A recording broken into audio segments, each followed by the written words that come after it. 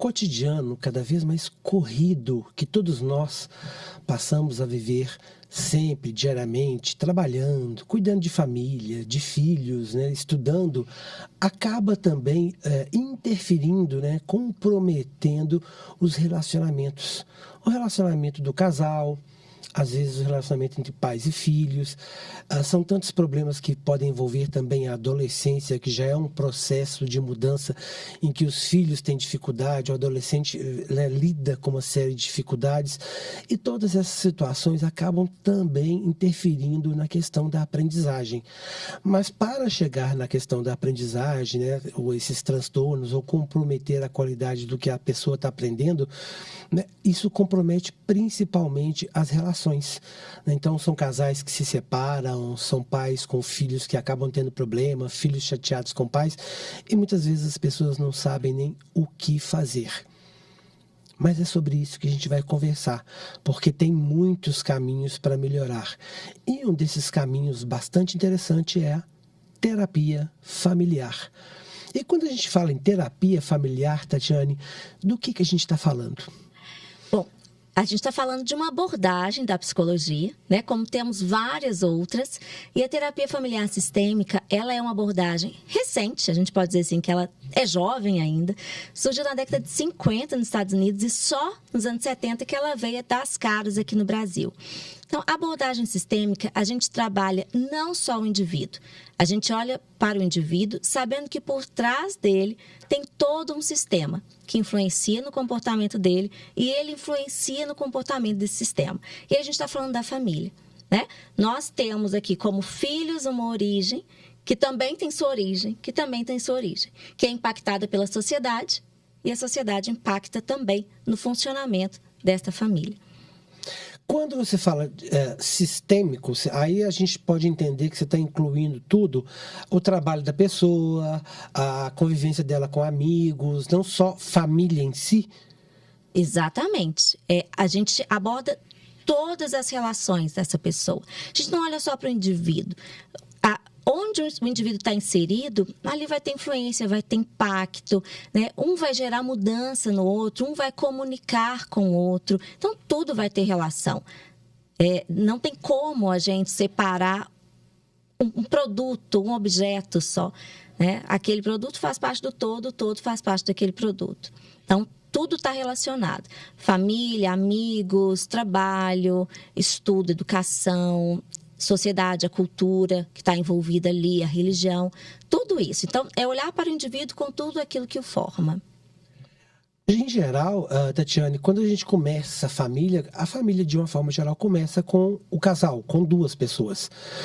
E muitas vezes essas pessoas não tiveram um tempo hábil aí, vamos dizer, de namoro.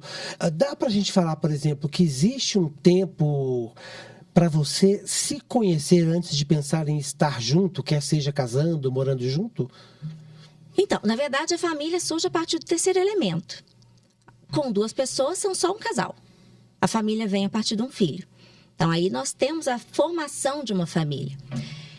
E muitas vezes, a família surge sem antes o indivíduo se conhecer e muitas vezes sem estar num relacionamento ali pensado, escolhido, planejado. A gente tem muito disso na sociedade, né? Uhum. Então, com a chegada desse terceiro elemento, que é o filho, a filha que surge ali nesse casal, a gente tem várias mudanças, né? Que pode, sim, afetar a forma de se relacionar desse casal.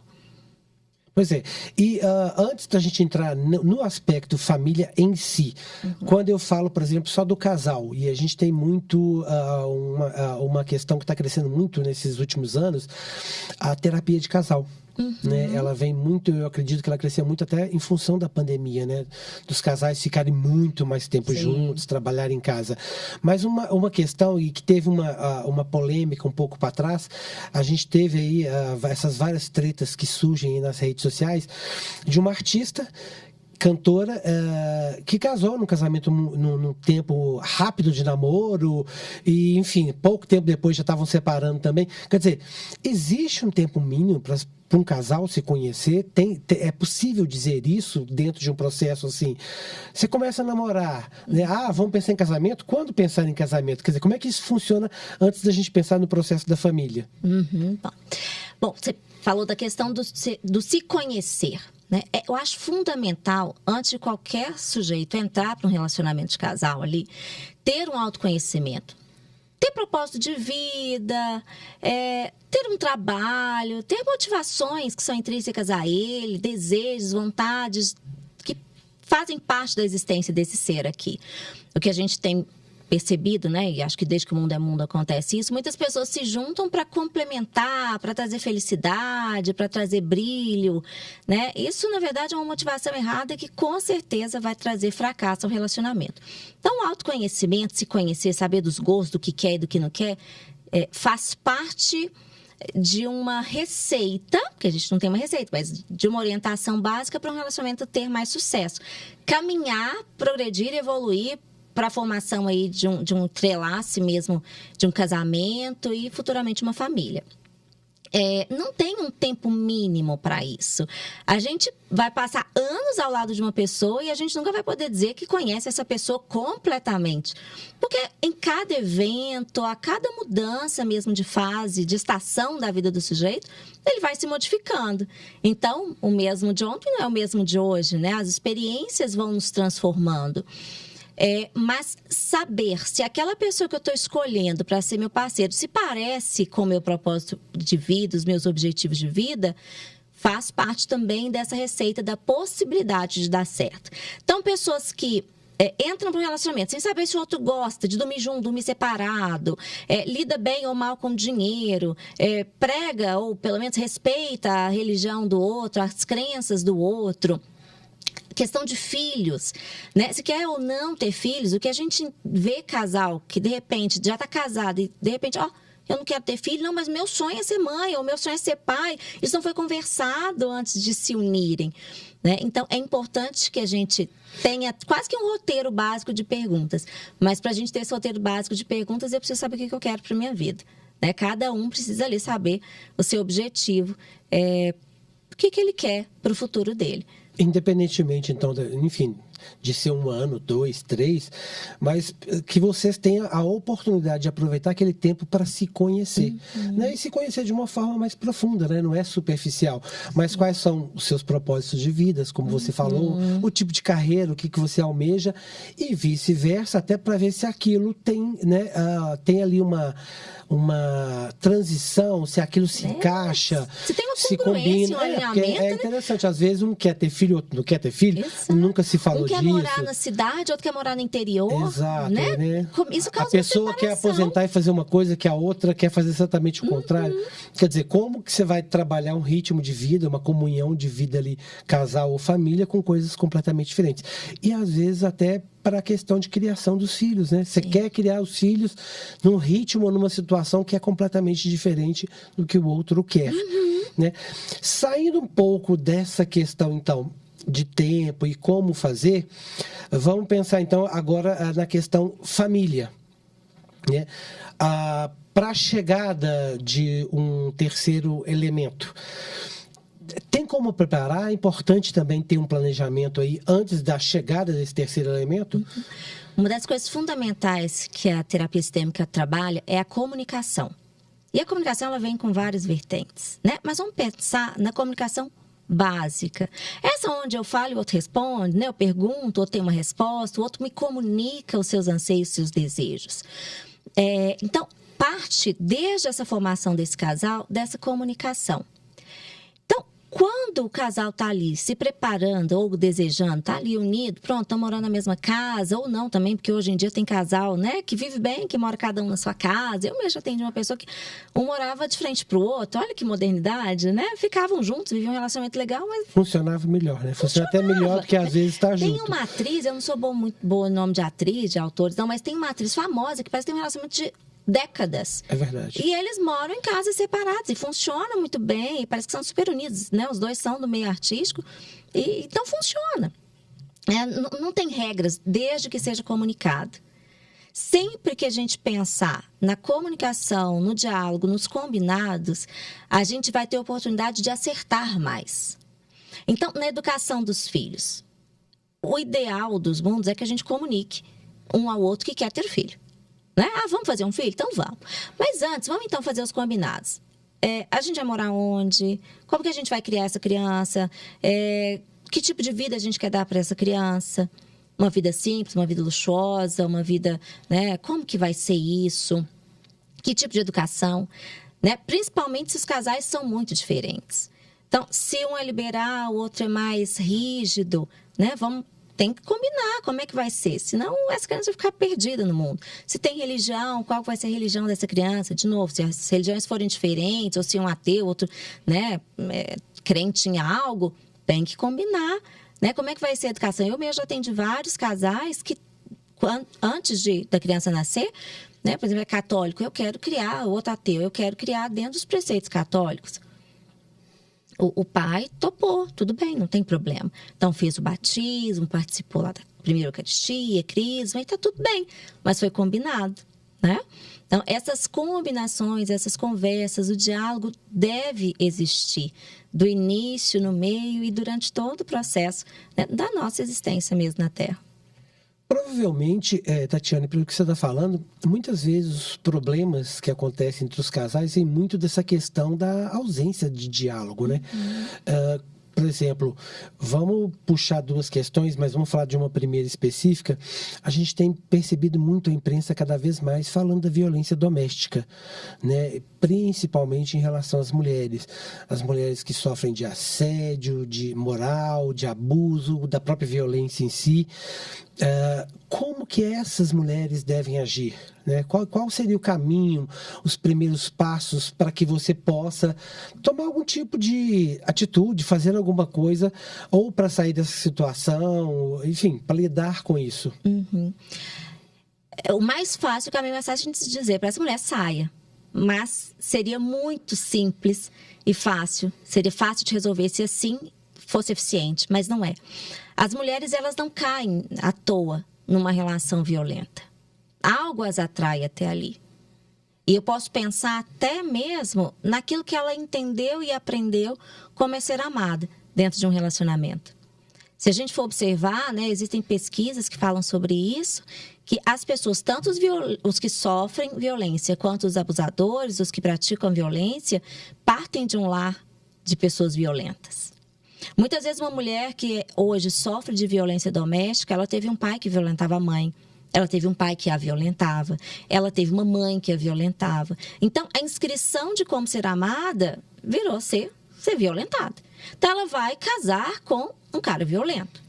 Bom, se ela não passar por um processo de conscientização que esse é um padrão distorcido, é um padrão adoecido e que existem outras maneiras, né, leves, saudáveis dela ser amada, ela vai sair daquele relacionamento, às vezes por uma intervenção da família, ou uma intervenção dos vizinhos, ou uma intervenção da polícia, vai terminar aquele relacionamento.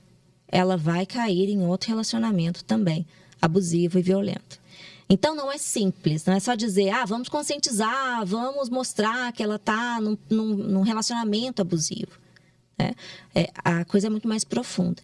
Então, parte aí de um trabalho mesmo de autovalorização, de autorreconhecimento, de trabalhar a autoestima dessa mulher, né? Aquilo que a gente chama talvez de empoderamento feminino, né? De mostrar para ela que tem outras saídas, outros recursos.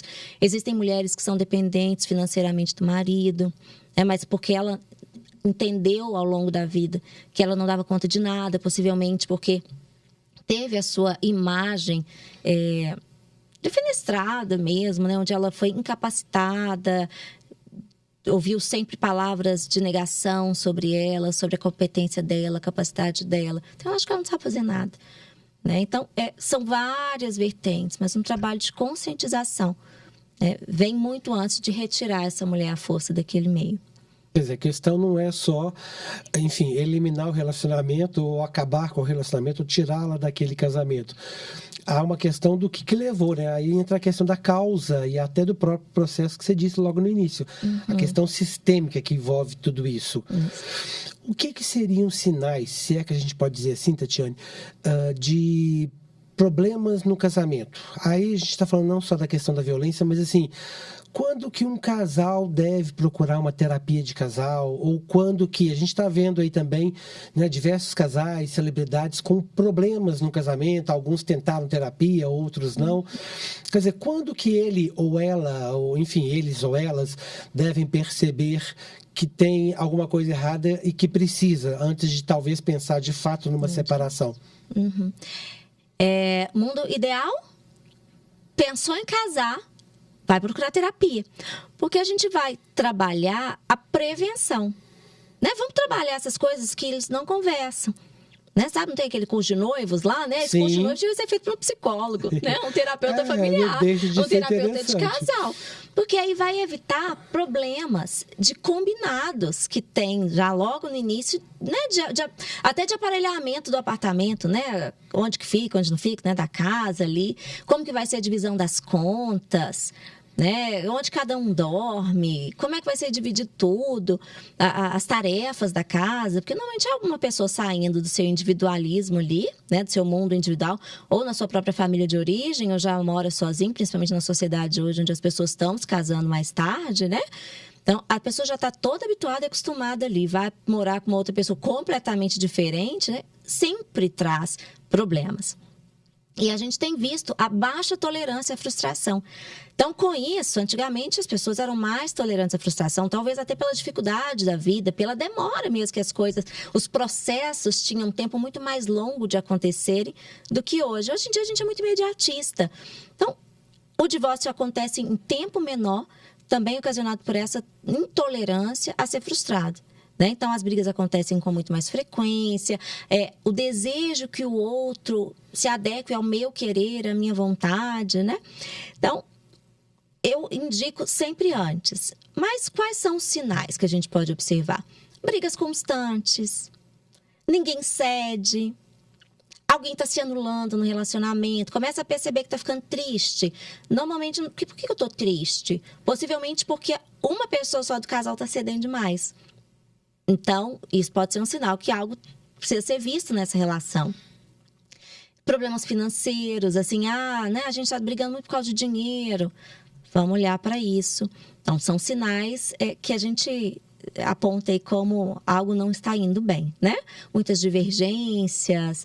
Tem gente que briga por que lugar que vai ficar a televisão na casa, qual canal, enfim. Né? Então, são muitas coisas que precisam ser conversadas e estamos aqui para ajudar esses casais aí que querem dar continuidade à sua relação, né? Que não querem desistir de algo que às vezes lhes custaram tão caro, passando pelo desejo de ter uma família, pelo investimento financeiro, muitas vezes em apartamento, em festa de casamento, aquelas coisas todas, né? Quer dizer, o diálogo é uma ferramenta importante, né? É fundamental, e muitas vezes se estabelece ali a questão da afetividade, que é importante, a questão até do próprio relacionamento sexual, de se dar muito bem e tal, e às vezes se esquece de questões que são realmente muito importantes, porque o convívio no dia a dia vai pressupor uma série de outras coisas que até então às vezes nem fazia parte, né?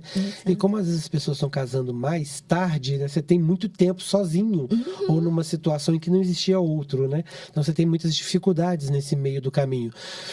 E eu tenho a impressão que o brasileiro também não é muito de planejar de uma forma geral. O brasileiro em geral, né? Planejamento é uma coisa que ele não está acostumado na vida dele. Os pais não trouxeram isso para o dia a dia, por exemplo, da criança, do filho. Essa questão que você disse do propósito, o que eu vou fazer da minha vida, para onde que eu estou indo, o que eu quero, né? O que eu busco. E às vezes você vai para um casamento sem saber o que você quer. Então, às vezes, ele se anula, ela se anula, ou ele se acomoda, ela se acomoda, porque é muito melhor levar assim, né? Deixa o outro tocar, vai tocando o barco aí que eu tô bem aqui, só observando. Então, essas questões todas também vão permeando isso, sem as pessoas saberem o que elas estão fazendo, para onde que elas estão indo, né? Então, você tem aí uma série de problemas que, às vezes, como você disse, eu até queria te pedir para falar um pouco mais, ou explicar um pouco melhor, quando a gente fala tolerância à frustração. baixa tolerância, alta tolerância. Quando eu falo de tolerância à frustração, para quem está nos assistindo, para quem está nos ouvindo, exatamente o que é isso, para isso ficar claro, porque é uma coisa que cada vez mais está se discutindo nas entrevistas, nas matérias, né? A danada da tolerância à frustração, que cada vez mais percebe que as crianças e adolescentes têm menos. Né? Do que a gente está falando aí? Então, frustração vem daquilo que saiu fora do meu planejado, do meu desejo, né? E nós somos, como seres humanos, seres do desejo. A gente vive desejando, né? Então, quando eu desejo, o meu maior objetivo é alcançar. E a gente sabe, principalmente o adulto, sabe que esse alcançar, ele acontece muito menos do que o não alcançar, né? Então, lidar com a frustração, ou seja, lidar com aquilo que saiu fora do meu desejo, que não funcionou como eu queria. Nós temos vivido mudanças na sociedade.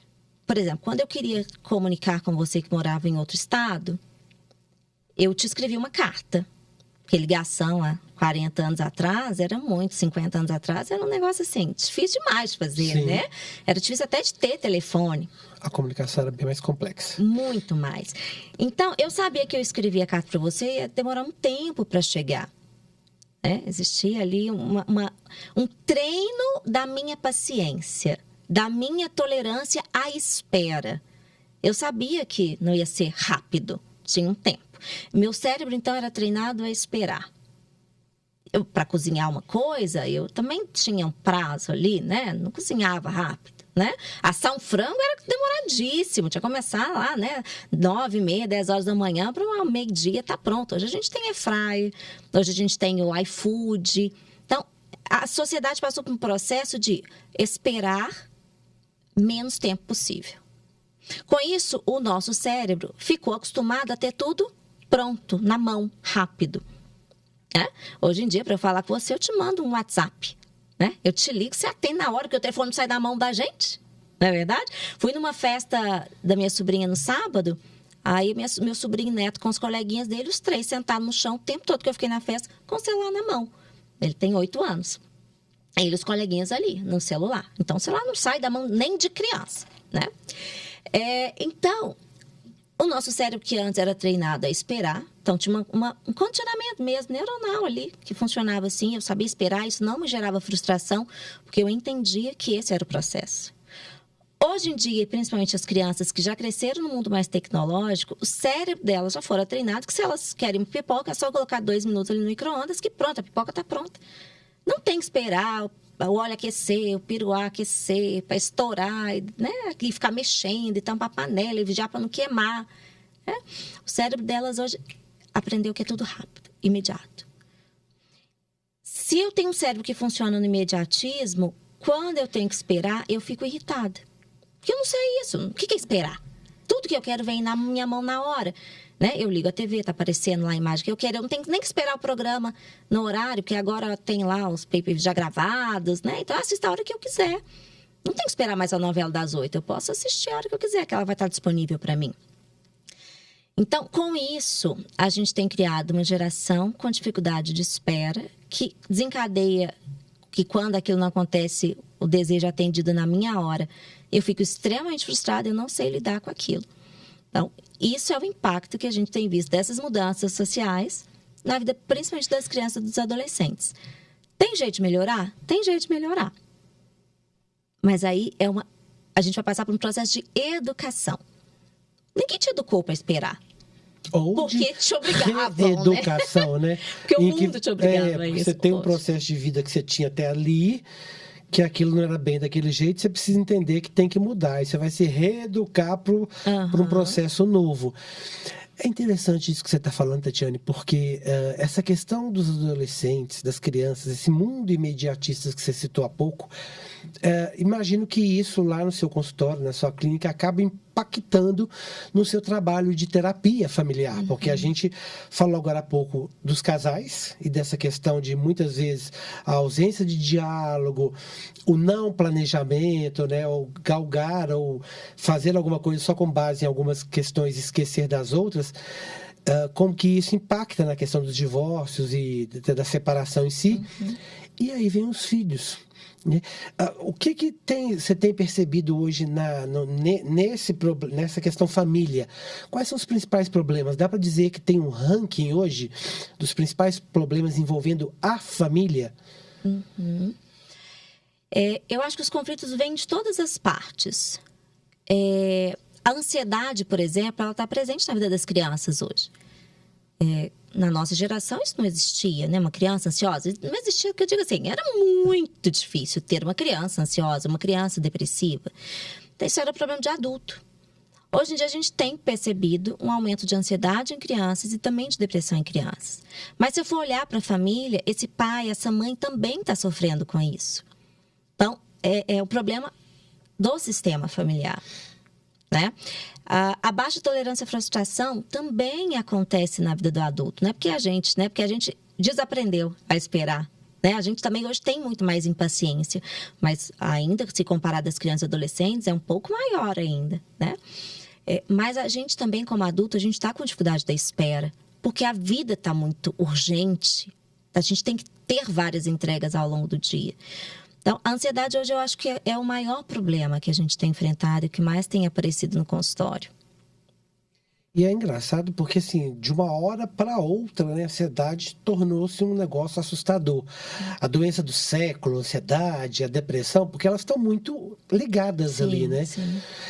Qual é a dica ou qual é o alerta, Tatiane, para os pais, os responsáveis, professores também, que isso é muito importante na sala de aula?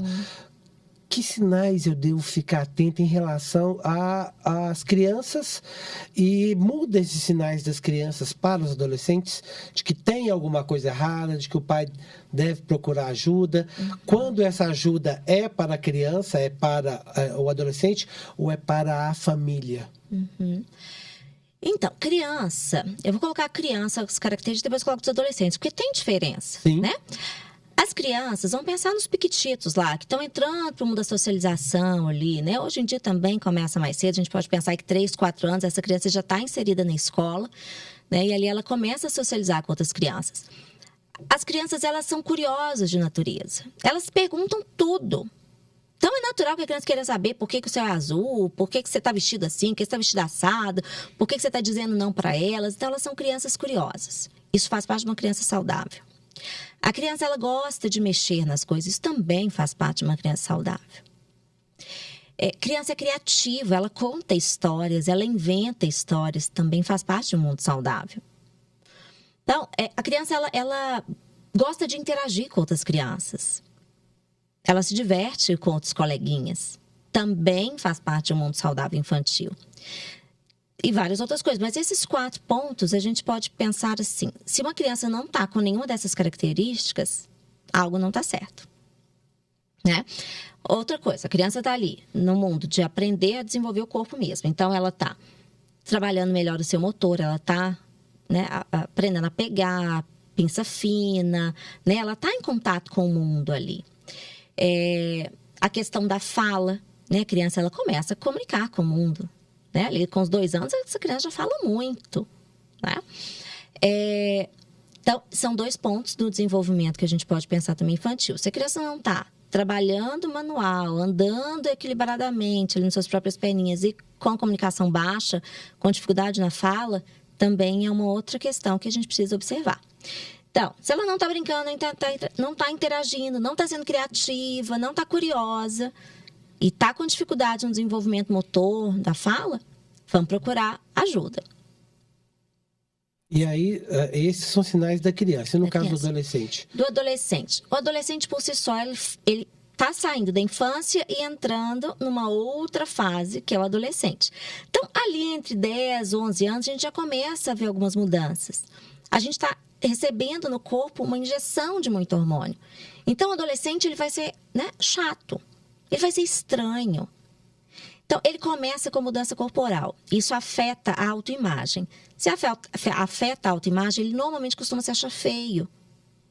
Então, isso faz parte de uma adolescência normal. Achar que está esquisito. Tanto a menina quanto o menino começa a não gostar muito do que está vendo ali. Porque está uma transformação, é como se fosse mesmo uma mutação ali, né? Ela se viu ali durante 10 aninhos daquele jeito, de repente está ficando estranho. não está se reconhecendo. Cresceu muito rápido. E é muito rápido, né? Essa transição é muito rápida. Ganhou corpo, sim. Então, ela passa por um não reconhecimento mesmo de si. É um corpo estranho que está ali diante dela. Então, isso é normal. Não, a gente precisa assustar e achar que está com problema quando está com uma autoestima baixa, não, porque isso faz parte. Está mais choroso, por qualquer coisa chora. Mas isso não dura muito tempo.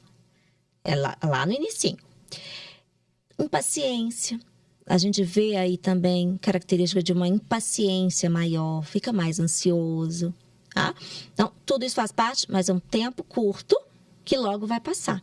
Se, por acaso, alguma dessas 3 características perduram, então, é um sinal de alerta. E quando eu digo pouco tempo, é pouco tempo mesmo. Assim, meses. Além disso, isolamento social também é uma característica comum, mas também pouco tempo. Né? Tô vendo algo estranho, não quero mais contato. Mas, de repente, do adolescente também, outra característica é a busca por grupos, por identificação. Se eu não sou mais quem eu era, então agora eu preciso me identificar com alguma coisa, eu preciso saber quem eu sou. Então, é muito natural que um adolescente, ele passe do pagode ao rock, assim, em um ano. Ele foi roqueiro, metaleiro, crente, ateu, judeu... Tudo em um pouco espaço de tempo, porque ele está se apropriando da sua identidade. Isso faz parte do desenvolvimento do adolescente. Então, de novo, se um adolescente, ele não está passando por essas fases, se ele está isolado no mundo dele, ele não está se agrupando, ele não está olhando para pares, para grupos, tem algo estranho nesse adolescente. Então, também sinal de alerta para os pais procurarem ajuda.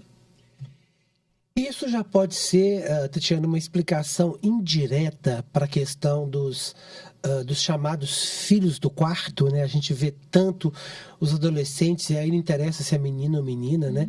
Eles ficam muito dentro dos quartos, eles ficam muito no computador, eles ficam muito no celular, no tablet, qualquer coisa que seja. Eu não vou nem dizer televisão mais, porque eu acho que para eles, acho que a televisão nem existe mais. Né? Eles ficam numa tela. E nessa tela, ou é o tablet, ou ela é um PC, ou ela é o próprio celular. E é incrível como que esse pessoal, né? Tanto as crianças quanto os jovens, adolescentes, eles lidam muito bem com a tela do celular. O mundo está ali. E aí a gente teve recentemente até uma novela que discutiu um pouco disso e mostrou o quão sofreu uma família com esse adolescente que ficava ali quase que 24 horas, comprometeu a educação dele. O que a gente percebe que acontece muito, os meninos levam o celular para a escola, né? Os meninos, os estudantes, fica com esse celular o tempo todo. Você tá com a mão no bolso, você não pode escutar o barulhinho do WhatsApp, o barulhinho da mensagem, não sei o que no Instagram, não sei o que no e-mail. Eu acho que até e-mail para eles, nem sei se eles sabem o que é e-mail. Eu acho que e-mail é uma coisa nossa, né? Mas enfim, é mensagem, coisas instantâneas. São 2 perguntas para você. A primeira é, como que eu posso me antever a isso, ou prevenir que meu filho vá para esse caminho? E se os meus filhos já estão nesse caminho, como aconteceu lá na novela, o que eu posso fazer para tentar reverter a situação? Porque a verdade é que o desespero é grande. Né? A gente tem cada vez mais pais e mães trabalhando. E aí isso acaba que quando você se dá conta daquela situação, ela já está num processo ali de bastante tempo, né? Já viciou, né? Eu quero dizer assim, vou apontar. Vocês estão me vendo. Gente, isso aqui é uma bênção. Mas pode ser uma grande maldição. Tanto na sua vida quanto nos seus filhos. Principalmente a criança que está em formação. Gente que está velho, nosso cérebro está aqui, né? Ainda transforma, ainda recebe muita informação, mas ele está pronto, né? A criança não, a criança ela está adquirindo, se apropriando de um mundo. Hoje em dia é muito comum utilizar o telefone, o tablet, para interação da criança, distração da criança. Então, eu vou começar dessa base. A gente orienta os pais a não, né? A gente da área de saúde, da área de desenvolvimento infantil, a gente orienta os pais. Não deem tela para as crianças, para bebês, por exemplo. Tem idade Parece que eles já certa. nascem com a tela na mão, né? Então, não vou saber de idade certa, porque na minha concepção, enquanto a criança não fechou aqui, muito desse processo de transformação não devia ter acesso. Mas eu sei que a gente está num mundo que não dá para ser radical, né? Mas o quanto mais tarde a gente puder entregar uma tela para uma criança, mais chance daquela criança ser saudável, ter um desenvolvimento mais saudável, ela vai ter. Quanto mais cedo a gente der uma tela para a criança, mais propícia ao vício em telas ela vai ter. Hoje, nós que não fomos criados com telefone, o seu telefone está aqui, o meu está aqui, é do lado. Né? A gente não desgruda, vai de um cômodo para o outro levando o telefone. Porque é o meio hoje de trabalho, de comunicação, de tudo, né? De interação. Então, quanto mais tarde a gente puder dar uma tela para uma criança, melhor.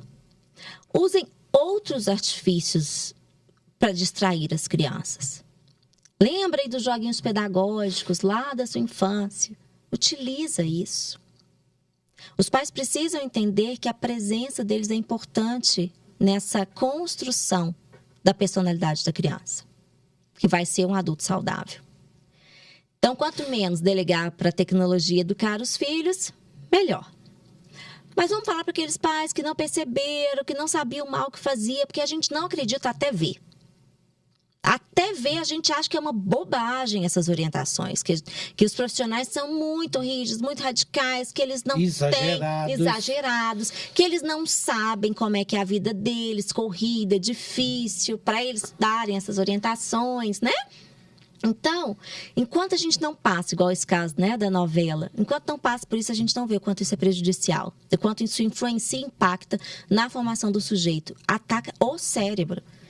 Não é comportamento. O nosso comportamento, ele é ok, mas esse comportamento, ele é advindo daqui, de algo que foi registrado, documentado, apreendido. Os pais que hoje observaram os filhos estão lá, no quarto, isolados, não interagem, recebe visita em casa, nem sai para cumprimentar, não almoça na mesa com a família, não quer estudar, né? Tá nesse nível aí grande. Gente, assim como todo processo de vício, tem que ter intervenção médica e psicológica. É muito difícil um drogadiço, um alcoólatra, sair do vício sem uso de medicamento, sem um grupo especializado, sem acompanhamento terapêutico. É muito difícil. Sem passar pelo período de abstinência, que é sofrido. Então, a mesma coisa.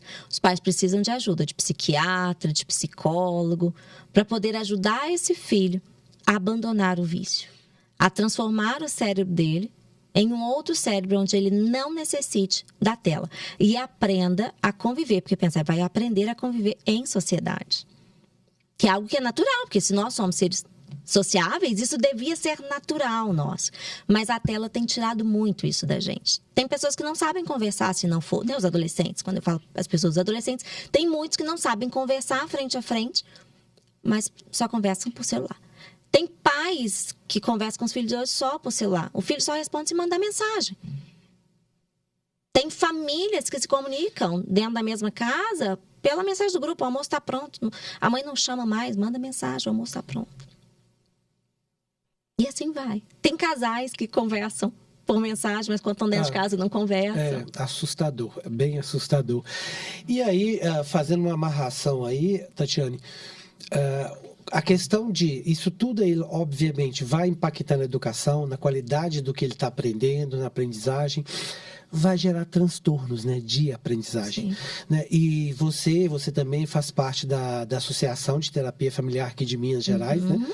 E vocês estão promovendo pela primeira vez, vai acontecer 7 e 8 de julho, gente. Né? Você é educador, você é pai, responsável. Não é um evento só para profissionais, é um evento para leigos também, então eu posso participar. Enfim, o convite é para todos e que é bacana, é gratuito. Então, é gratuito, é online. Então, dia 7 e 8, né, provavelmente, se não está ainda, vai estar o link com tudo direitinho no Simpla para que você possa se inscrever. 7 e 8 de julho vai ter o primeiro simpósio internacional de transtornos de aprendizagem, né? O que você já pode adiantar que vão ser discutidos aí nesse evento? Não, são dezenas de profissionais de várias áreas. Departamento jurídico, fono, médicos, psicólogos, pedagogos. Então, né, vamos discutir com vários profissionais, vários temas que estão relacionados a transtorno de aprendizagem. Então, a gente fica, né, tá muito empolgado e a gente faz o convite aqui porque é para todo mundo. Pensa um advogado falando quais são os direitos, por exemplo, das crianças que têm autismo, ou mesmo do adulto que tem autismo. Né? Onde eles podem buscar esses recursos? O que hoje o governo oferece? Né? Processo, infraestrutura. Exatamente. Né? Pais e professores também, que muitas vezes estão ali, são eles os primeiros a observarem algo diferente na criança, né? Porque pensa, um pai de primeira viagem, ele não tem experiência de comparação, mas o professor que já está ali há muitos anos na sala de aula, ele é o primeiro interventor a perceber que aquela criança está com dificuldade. Então, é importante, professor, que você tenha conhecimento dessas coisas para poder chamar os pais e orientá-los. Então, vem participar desse simpósio. A gente vai falar sobre vários assuntos, vários temas. Serão 2 dias, o dia inteiro, de evento gratuito. Isso é raríssimo, né? Uma oportunidade única, com profissionais bem capacitados, doutores. E a gente vai estar falando desde o diagnóstico, tratamento, o que fazer com isso, e também dentro dessa área administrativa, que é muito raro alguém falar. Né? Então, por exemplo, até mesmo nós profissionais da área de saúde, a gente não sabe muito bem o que o governo oferece, quais são os direitos, né, de crianças que às vezes têm síndromes raras. E até para indicar e ajudar, né, quem está do outro lado aí ouvindo a gente, assistindo, porque tem muitos pais responsáveis, né, convivem com crianças que têm um problema que ele não sabe, ou muitas vezes, né, os pais negam ou, né, fingem que não é com ele, mas a verdade é que alguém vai precisar tomar uma atitude, né? Sim, sim. E a gente sabe o quanto que uma criança impacta na vida do casal, como que ela gera mudanças ali. Uma criança que tem alguma deficiência, algum transtorno, impacta ainda mais. Né? Porque a gente sabe que o investimento para o desenvolvimento daquela criança, para que aquela criança possa ter mais qualidade de vida, mais autonomia, ela vai precisar de ajuda de vários profissionais. Né? Isso interfere no financeiro, interfere na própria forma ali, como a família vai ajustar o horário, o tempo para atender uma criança. Então, ela precisa de ajuda. E esse simpósio vai abrir para ela um leque de possibilidades, de conhecimento, de caminhos onde obter essa ajuda. Profissionais que já trabalham, profissionais terapeutas sistêmicos que já trabalham com cuidado dessas famílias, com cuidado dessas crianças, desses adolescentes. Então, a gente fica esperando todo mundo. Em breve vai estar lá na página da ATF Minas o link para inscrição. E a gente está esperando que vocês venham, porque está sendo feito com muito carinho. Participar disso vai dar para você que está aí nos assistindo, para você que está nos ouvindo, conhecimento, entender melhor os relacionamentos, porque quando a gente fala de terapia familiar, né, envolve a família, e a gente fala que família também não é só a família, o casal e filhos, mas a família, a comunidade, né, a sua família, pais, avós e por aí vai. Todo esse processo, como é que esses vínculos acontecem, quais são os fatores que comprometem esses vínculos, como que você pode ter um dia a dia melhor, como que a sua vida pode ser diferente e às vezes o seu próprio resultado. Muitas vezes você vê um amigo, uma pessoa falando, por que tudo dá errado comigo? Por que nada dá certo comigo? Então a gente falou um pouquinho de violência doméstica aqui no início, né? A gente falou um pouco da questão da importância do casal se conhecer, do namoro, do estar junto, dessa questão da cumplicidade, mas e o depois, né, que vem filhos, e até mesmo o professor com a turma dele em sala de aula não deixa de ser uma família. E quantas vezes é o educador, a educadora, até a professora, que identifica numa criança, no adolescente, algum tipo de problema, algum tipo de transtorno, né? E às vezes muitos pais que tendem a negar ou não querem ajudar, e às vezes até impedem que essa criança ou esse adolescente, porque a gente percebe que tem muitos que cometem suicídio por causa disso, né? Porque não tem ali uma atenção específica, né? Não seja você essa pessoa que está ali ausente, pelo contrário, né? Contribua, participe, né? Acompanhe lá o site da ATF para ver o link onde vai estar a inscrição do evento, mas também fique atento à possibilidade do que a terapia familiar sistêmica pode levar para a sua vida. Se você quer fazer diferente, você tem que começar a mudar você, né? Você, sua família, onde você está. E a partir disso, você vai ter um dia diferente, uma manhã diferente, porque você está plantando. E é aquela história, né? Se você planta, você colhe. E a gente te convida, então, para esse evento.